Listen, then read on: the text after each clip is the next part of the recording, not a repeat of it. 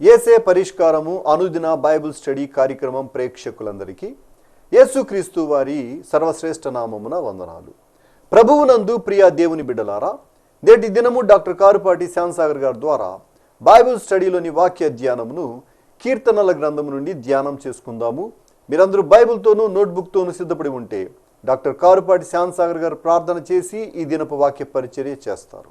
ప్రభువునందు ప్రియ దేవుని బిడ్డలారా, ఈ రాత్రి కాలపు వాక్య భాగం కొరకు సహకారాన్ని అందిస్తున్న కుటుంబం Hyderabad outer ring road project డైరెక్టర్గా పనిచేస్తున్న సహోదరులు శ్రీ ఇందుపల్లి శామ్యూల్ ఆనంద్ కుమార్ ఐఏఎస్, శ్రీమతి సుజాత గార్ల వివాహ దినం 25 వసంతాల వార్షికోత్సవం సిల్వర్ జూబిలీ వివాహ దినం సందర్భంగా ఈ కుటుంబం సహకారాన్ని ఇస్తున్నారు. వీరి కుమారుడు ఇందుపల్లి ఇమ్మాన్యుయల్ గారు సహకరిస్తున్నారు.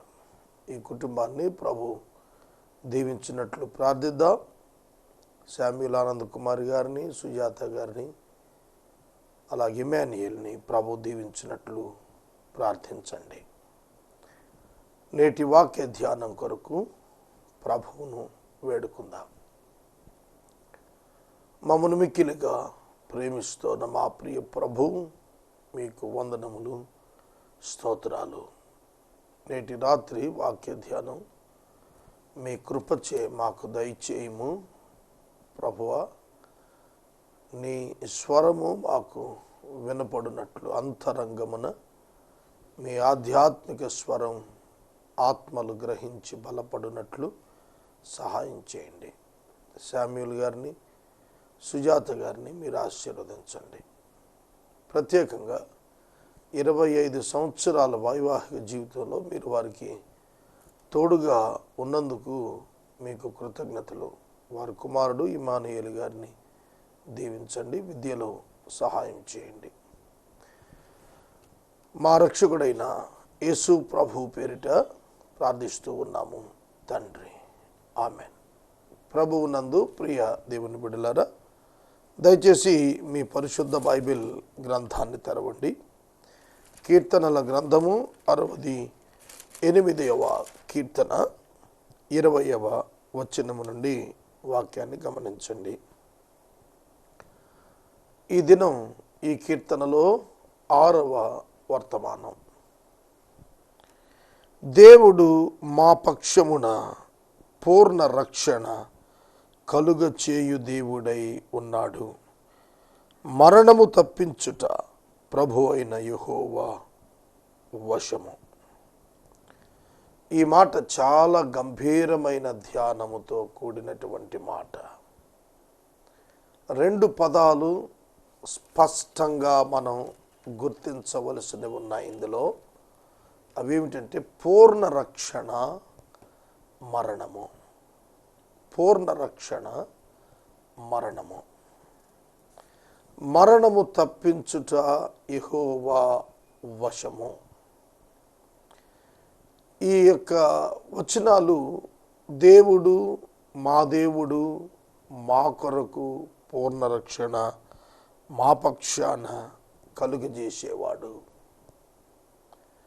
మా పక్షమున, మా దేవుడు అనే పదాలు అర్థం చేసుకోవాలి. మా పక్షమున, మా దేవుడు అన్నప్పుడు they are claiming that God is their own God. దేవుడు వారి సొంత దేవుడు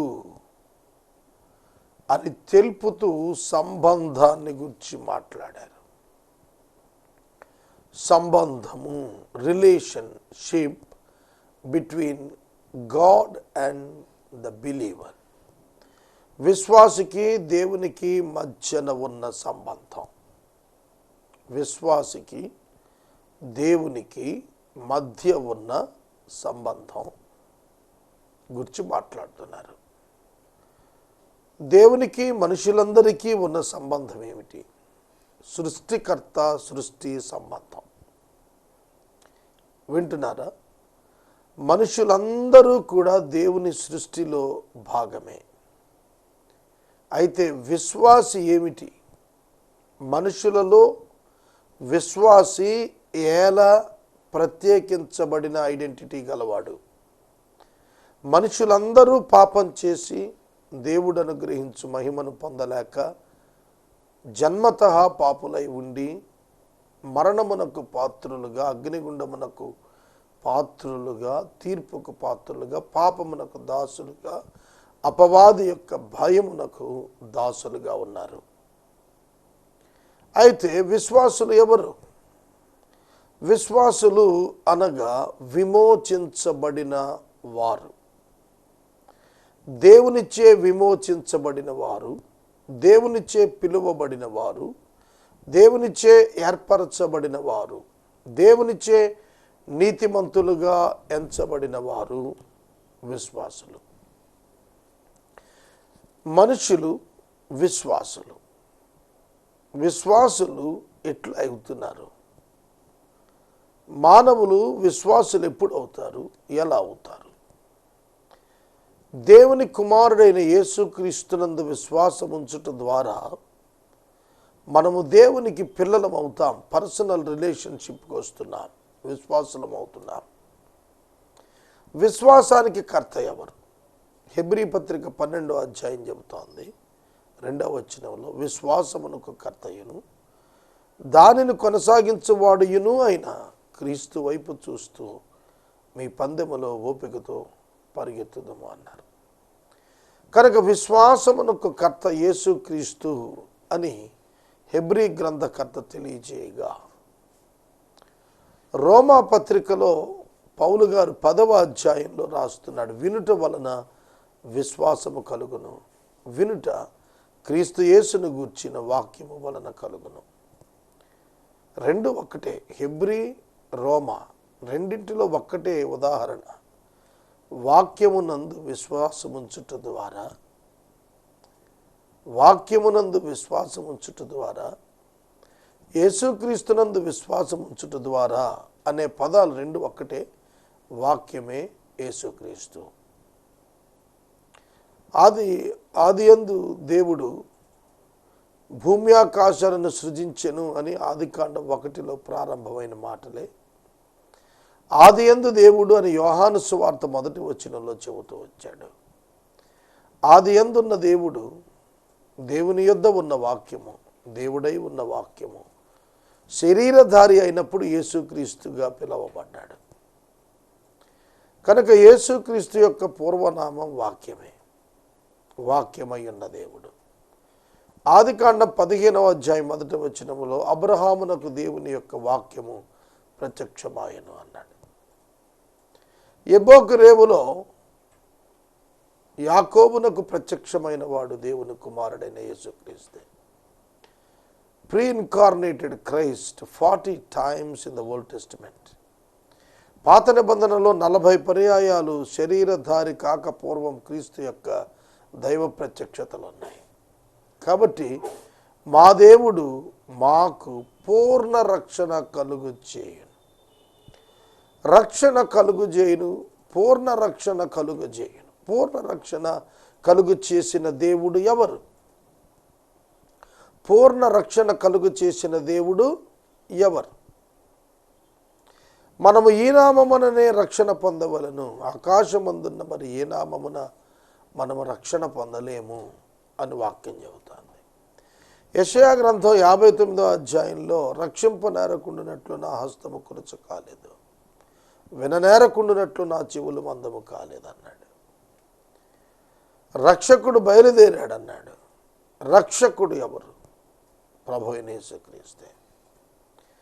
మత్తయి సువార్త 1వ అధ్యాయం 21వ వచనములో యోసేపునకు దేవుడు ఇచ్చిన దైవదూత చేత కలిగిన దర్శనమున ఆయన వారి పాపముల నుండి వారిని విమోచించును గనుక ఆయనకు మీరు రక్షకుడు అని పేరు పెట్టుదురు, యేసు అని పేరు పెట్టుదురు. జీసస్, సేవియర్ అని అర్థం.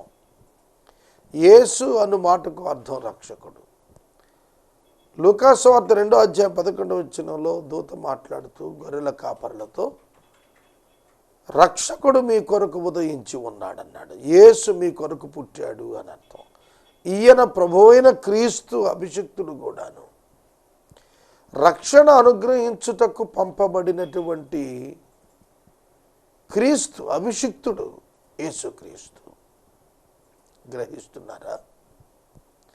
కనుక 53వ అధ్యాయం యెషయా గ్రంథంలో అన్నాడు, ఆయన పొందిన దెబ్బల చేత మీకు రక్షణ కలుగుతోంది, మీకు స్వస్థత కలుగుతోంది అన్నాడు.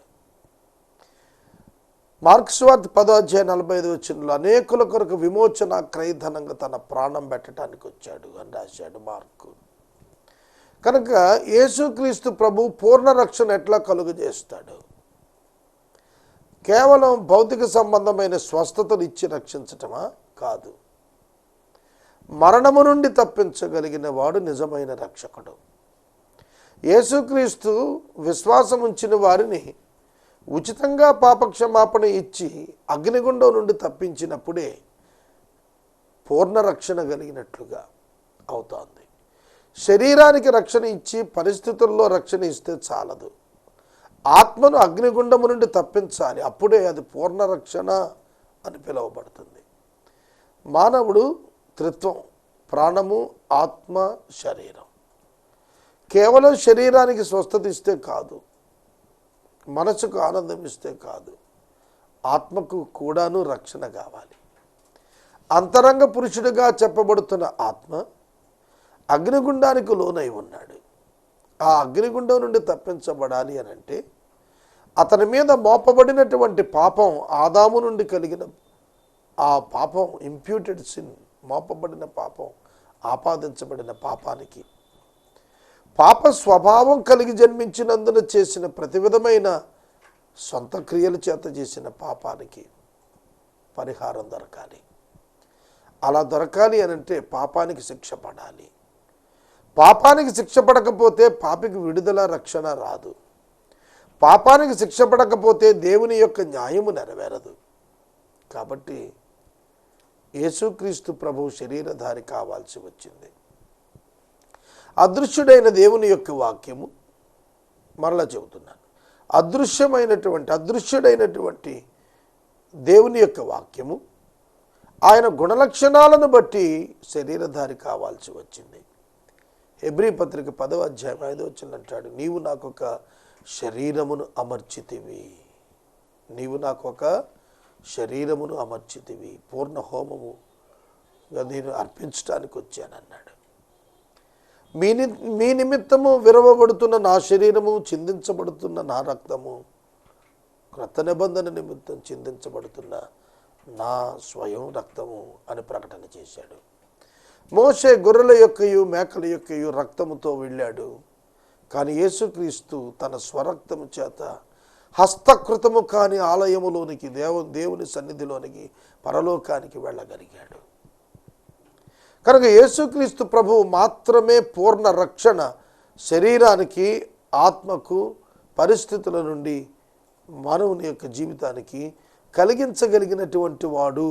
మరణమును తప్పించుట యెహోవా వశము.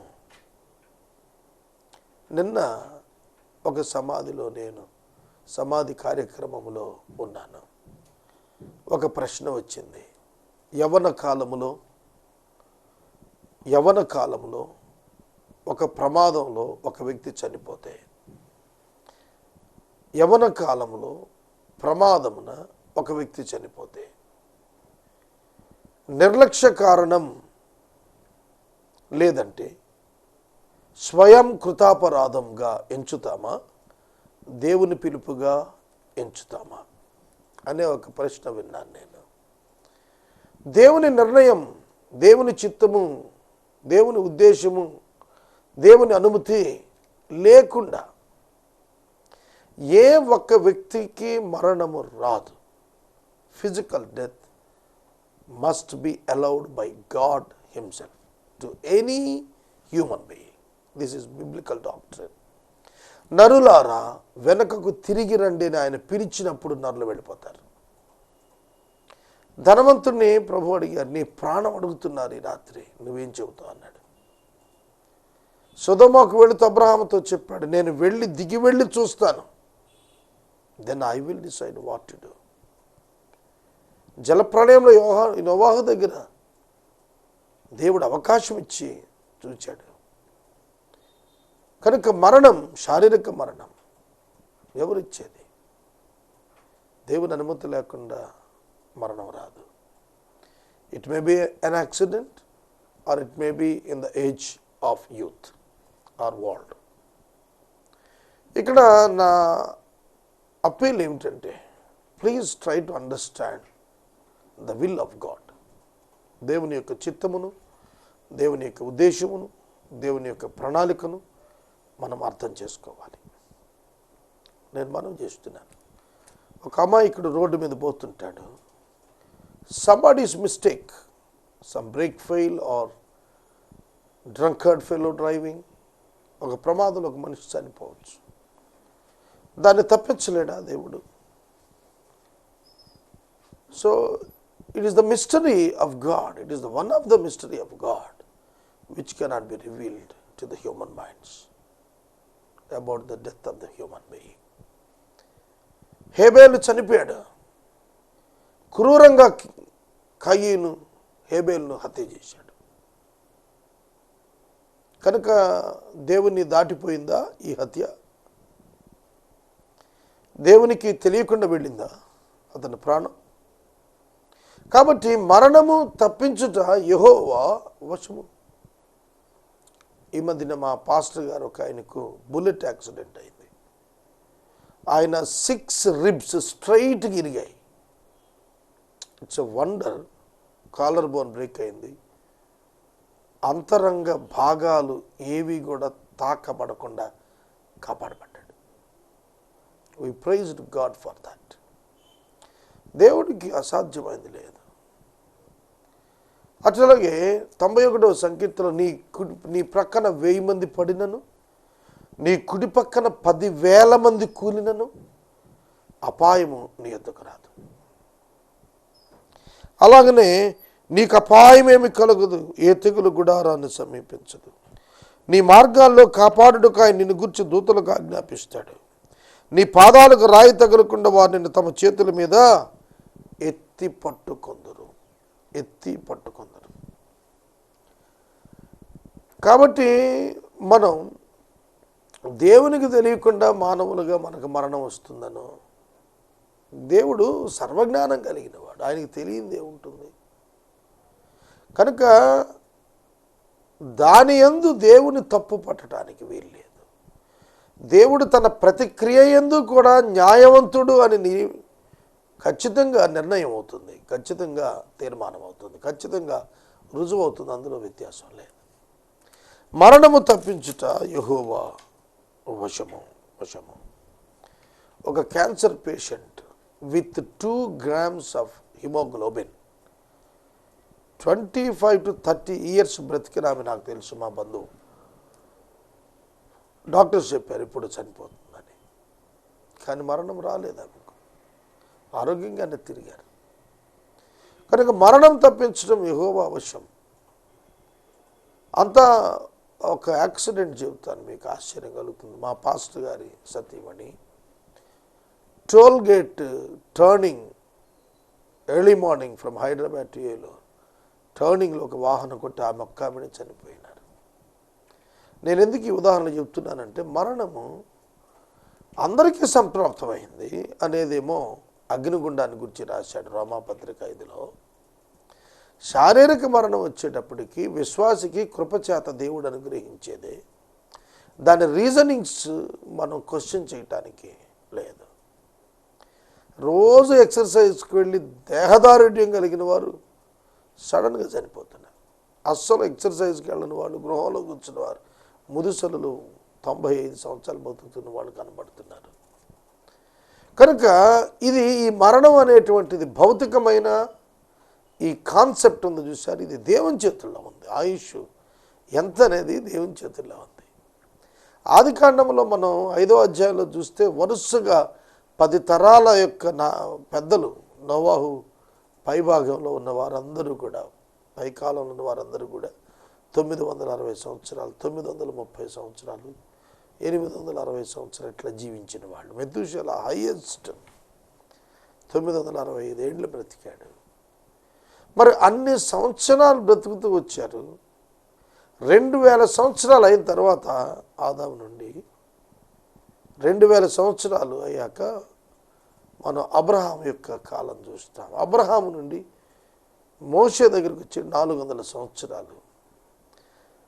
ఆ కాలంలో 550 సంవత్సరాలు. అక్కడ మనం చూస్తే మోషే గారు రాస్తూ 90వ సంకీర్తనలో అధిక బలమున్న ఎడల 10వ వచనంలో మా ఆయుష్కాలము 70 సంవత్సరములు, అధిక బలమున్న ఎడల 80 సంవత్సరములగును, అయినను వాటి వైభవం ఆయాసమే దుఃఖమే, అది త్వరగా గతించును, మేము ఎగిరిపోదుము. ఐ లవ్ దిస్ వర్డ్,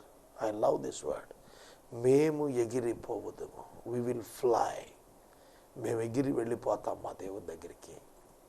పేతురుభక్తుడు అన్నాడు, ఈ గుడారమును నేను విడవవలసిన కాలము ఆసన్నమైనదని నేను ఎరుగుదును అన్నాడు. సోదరుడా సోదరి, ఒక ఉత్తరీయం తీసేసినట్లుగా, ఒక వస్త్రం తీసినట్లుగా మనం ఈ శరీరాన్ని విడిచి వెళ్ళిపోతాం ఒక దినాన్ని ప్రభు దగ్గరికి. కనుక దేవుని యొక్క వాక్యం చెబుతోంది, మన జీవిత కాలము ఆయుష్ ఆయన చేతుల్లో ఉంది. 91వ సంకీర్తనలో 16వ వచనంలో అంటాడు, దీర్ఘాయువు చేత అతనిని తృప్తిపరిచేదను, నా రక్షణ అతనికి చూపించేదను. దీర్ఘాయువు చేత నేను అతను తృప్తిపరుస్తాను. బైబిల్ గ్రంథంలో యోబు గ్రంథాన్ని చదివితే యోబుకు బ్రతుకుతాడనేటువంటి నమ్మకం తనకే లేదు, అతని స్నేహితునికి లేదు. కానీ యోబు ఎంతకాలం బ్రతికాడు? శ్రమల అనంతరము కూడా అతడు జీవించినటువంటి కాలము 140 సంవత్సరాలు శ్రమల తర్వాత బ్రతికాడు. ఇమాజిన్. కనుక మరణము తప్పించుట యెహోవా వశము, మరణము తప్పించుట యెహోవా వశము. ఇది మనం అర్థం చేసుకోవాలి. ఇది చెప్పిన వ్యక్తి దావీదు కాబట్టి తన పర్సనల్ ఎక్స్పీరియన్స్లో, తన వ్యక్తిగత జీవితంలో దేవుడు తనను మరణము నుండి తప్పించాడు. ఎన్నిసార్లు తప్పించాడు? 23 హత్యాయత్నాలు సౌలు చేశాడు. ఫిలిస్తీన్లు ఎంత ప్రయత్నం చేశారు, శత్రువులు ఎంత ఎదురు చూచారు. మరణమునకు నాకు బెత్తెడే ఎడము అని ప్రకటించాడు. చాలా క్లోజ్గా వచ్చింది మరణం అతను వెంటాడుతూ, కానీ రీచ్ కాలేకపోయింది. వృద్ధాప్యం వయసు గడిచిన తర్వాత దావీదు మరణించాడు. తన కుమారుడు సొలొమోను రాజుగా అభిషేకించి అప్పుడు మరణించాడు. కనుక మనందరం అర్థం చేసుకుందాం. Try to understand the death in the view of God and the perspective of God's will. నా సోదరుడు, నా సొంత తమ్ముడు తన 36వ ఏట 2007 సంవత్సరంలో చనిపోయాడు. మరి మా ఇంటిలో ఆఖరివాడు, 4వ వాడు. ఇంకా మా తల్లిదండ్రులు ఇప్పటికీ జీవించి ఆరోగ్యంగా ఉన్నారు. మా తల్లి కొంచెం ఆరోగ్యం తగ్గింది, షుగర్ కారణంగా, హార్ట్ కంప్లైంట్ కారణంగా. హూ నోస్, మా తల్లిదండ్రుల ఏజ్ గ్రూప్ వాళ్ళు అందరూ చనిపోయారు మా ప్రాంతంలో. Still they are alive and they are living happily. It is the grace of God. కనుక ఇది దేవుని యొక్క చిత్తము. ఈ సంవత్సరం 50 సంవత్సరాల వైవాహిక జీవితం వాళ్ళు జరుపుకొని ఉన్నారు జూన్ 19కి. ఇవాళ మా సహోదరి 25 సంవత్సరాల వైవాహిక జీవితం గడిపింది. మా తమ్ముడు 10 సంవత్సరాలే వైవాహిక జీవితం అనుభవించాడు, ప్రభు దగ్గరికి వెళ్ళాడు. ఇక్కడ మనం ఐడెంటిఫై చేయడానికి ఇవన్నీ ఉదాహరణ చెబుతున్నాను. మరణము తప్పించుట యెహోవా వశము, మరణము అనుగ్రహించుట కూడా. విశ్వాసి విషయంలో మరణము అనుగ్రహించుట తప్పక విశ్వాసికి దేవుని యొక్క చిత్తము వలన జరిగేటువంటిది. తర్వాత దేవుడు నిశ్చయముగా మన శత్రువుల తలలు పగలగొట్టును, మానక దోషములు చేయువారి వెంట్రుకలు గల నడినెత్తిని ఆయన పగలగొట్టును. శత్రువుల తలలు పగలగొడతాడు, వెంట్రుకలు గల వారి నడినెత్తి పగలగొడతాడు. మీకు విషయం చెప్పాలి, బోడుగుండు పగలటం సులభం, కానీ వెంట్రుకలు కలిగినటువంటి తల బ్రద్దలై ముక్కలైపోవటం చాలా కష్టం. అంటే ఒక వెంట్రుకలు ఒక వస్త్రం వలె కాపాడుతాయి. అంటే అంత బలమైనటువంటి దెబ్బ తగిలితేనే తప్ప మాడు పగలటం అనేది జరగదు. వెంట్రుకలు ఉన్న వ్యక్తి యొక్క మాడు పగలటం జరగదు. కాబట్టి ఇక్కడ దేవుని యొక్క బలమైన హస్తం శత్రువుల తలల మీద పగలగొట్టేట్టుగా వచ్చేస్తుంది అన్నాడు. తల నుదుటలో నుంచి రాయి వెళ్ళి బ్రద్దలు చేసింది నుదురుని, మెదడు ఛిద్రం అయిపోయింది. 9 అడుగుల 6 అంగుళాల ఎత్తున్న గొలియాతు, బలమైనటువంటి గొలియాతు ఫిలిస్తీయుడు బొక్కబోర్లా పడ్డాడు, మాట్లాడలేదు, చచ్చిపోయాడు. శత్రువుల యొక్క తలలు పగలగొట్టు దేవుడు నిశ్చయంగా మన శత్రువుల తలలు పగలగొడతాడు. ఇక్కడ కాన్సెప్ట్ ఏంటంటే మనకు శత్రువులు లేరు, మనలను శత్రువులుగా భావించిన వారు. రైట్? అండర్స్టాండ్ అర్థం చేసుకోండి. మీ శత్రువులు అన్నప్పుడు మీరు పగబట్టిన వాళ్ళు కాదు, మీకు కోపం వచ్చి శత్రువులుగా మారిన వాళ్ళ గురించి కాదు. వాళ్ళు మిమ్మల్ని శత్రువులుగా భావిస్తే వాళ్ళ తలలు పగలగొడతాడన్నాడు. అంటే అర్థం ఏంటి? మీ శత్రువులను దేవుడు సహించడు, మీ పైకి వారిని రానివ్వడు, వారి తల పగలగొడతాడు. వాస్తవంగా యేసుక్రీస్తు ప్రభువు పగలగొట్టిన పెద్ద శత్రువు తల ఏమిటో తెలుసా? సాతానుని తల. శీఘ్రమే సాతాను మీ కాళ్ళ కింద అనగదొక్కించును, నీవు భుజంగములను తొక్కుదు, నాగుపాములను తొక్కుతావు అన్నాడు. కనుక తల పగలగొట్టడం అనేది, శిరస్సు బ్రద్దలు కొట్టడం అనేది సిలువలో యేసుక్రీస్తు చేసిన సన్నివేశాన్ని జ్ఞాపకం చేస్తుంది. అంతేగాని మన శత్రువులందరూ తలకాయలు బయలుపోతాయి అనేది కాన్సెప్ట్ కాదు. ఇక్కడ మన శత్రువు అయిన, ప్రధాన శత్రువు అయిన అపవాది యొక్క తల పగలగొట్టాడు. యేసుక్రీస్తే బద్దలు కొట్టాడు. ఎందుకంటే అపవాది మరణదాస్యం చేత మనుషులను తనకు లోబరుచుకున్నాడు, పాపము చేత లోబరుచుకున్నాడు. కనుక వాడి తలచిత కొట్టేశాడు. తలచిత కొట్టడం అనేది అధికారమును తొలగించడాన్ని సూచిస్తుంది. శిరస్సు ఎప్పుడూ కూడా రాజుగా సూచించబడుతుంది దేహానికి. కాబట్టి తలల పగలగొట్టడం అంటే అధికారం. శత్రువు యొక్క అధికారం నీ మీద లేకుండా పగలగొట్టేస్తాడు. అది ఎంత ప్రొటెక్టెడ్ అథారిటీ అయినా బద్దలైపోతుంది. క్రైస్తవులకు వ్యతిరేకంగా నిలిచే ప్రభుత్వాలను గురించి పెద్దలు చెప్పిన మాట ఇది. దైవ సేవకులకు వ్యతిరేకంగా లేచిన మనుషులు చచ్చిపోవటం చాలామంది విషయాల్లో చూశాం. దైవ సేవకులను హింసించి నాశనం చేయటం ప్రయత్నం చేసిన వారి యొక్క జీవితాల్లో భయంకరమైనటువంటి మానసిక రోగాలతో, కుష్ఠవ్యాధులతో బాధపడిన వారిని గురించి చరిత్ర చెబుతోంది. కనుక మన శత్రువులను దేవుడు చూచుకుంటాడు. మనం పని కాదు అది. పగ తీర్చుకున్నట్టు మీ పని కాదు, అది యెహోవా పని అని చెబుతున్నాడు. రోమాపత్రికలో దాన్ని చాలా తేటగా పౌలు గారు ఉటంకించాడు. నేను వాక్యాన్ని ఇక్కడ నిలుపుదల చేస్తున్నాను. 21వ వచనంలో మనం వాక్యాన్ని నిలుపుదల చేశాం. 22వ వచనం రేపటి వాక్య ధ్యానంలో మనం ప్రారంభిద్దాం. ఎపిసోడ్ సహకారులు అనుదినం కావాలి, ప్రార్థించండి. ఈ రాత్రికాల వాక్య భాగానికి ఎపిసోడ్ సహకారం అందించిన కుటుంబం హైదరాబాద్ వాస్తవ్యులు, outer ring road project director గారు శ్రీ ఇందుపల్లి శామ్యూల్ ఆనంద్ కుమార్ సుజాత గార్ల 25వ వార్షిక వివాహ దినోత్సవం సందర్భంగా కుమారుడు ఇందుపల్లి ఇమాన్యుయల్ సహకారాన్ని ఇస్తున్నాడు. ఈ కుటుంబాన్ని ప్రభు దీవించును గాక. మనము ఇంతవరకు డాక్టర్ కారుపాటి శ్యామ్సాగర్ గారి ద్వారా బైబిల్ స్టడీలోని వాక్య ధ్యానమును కీర్తనల గ్రంథము నుండి ధ్యానం చేసుకున్నాం. ఈ కార్యక్రమం ద్వారా మీరు పొందుకునుచున్న ఆత్మీయ మేలులు ఒక ఉత్తరం ద్వారా మాకు తెలియచేయండి.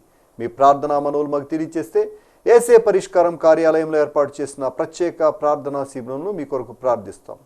మీ కుటుంబ పక్షముగా ఒక ఎపిసోడ్ ప్రసారం చేయాలనుకున్నారు మాకు తెలియచేస్తే మా సిబ్బంది మీ గృహాలను దర్శిస్తారు. ముగింపు ప్రార్థన ఆశీర్వాదాలతో ఈ కార్యక్రమాన్ని ప్రార్థించుకుందాం. మమ్మల్ని మిక్కిలుగా ప్రేమిస్తున్న తండ్రి వందనాలు. వాక్యం విన్న బిడ్డలను దీవించండి. నీ వాక్యము మాకు ఆహారము, జీవమై ఉన్నది. మీకు స్తుతులు. ఈ రాత్రి మమ్మల్ని మీ చేతికి సమర్పిస్తున్నాం. శామ్యూల్ ఆనంద్ కుమార్ గారు, సుజాత గారిని దీవించండి, మాన్యుల్ని ఆశీర్వదించండి. ఈ రాత్రి మమ్మల్ని మీ చేతికి అప్పగించుకుంటున్నాం. పవర్ కట్ నుంచి ఈ ప్రోగ్రామ్ను సేవ్ చేయండి ప్రభు. యేసు నామమున అడుగుచున్నాం తండ్రి, ఆమెన్. మన తండ్రి అయిన దేవుని ప్రేమ, కుమారుడైన యేసయ్య కృప, పరిశుద్ధాత్మని యొక్క అన్యోన్య సహవాసం సదాకాలం మనందరికీ తోడై ఉండును గాక. ఆమేన్.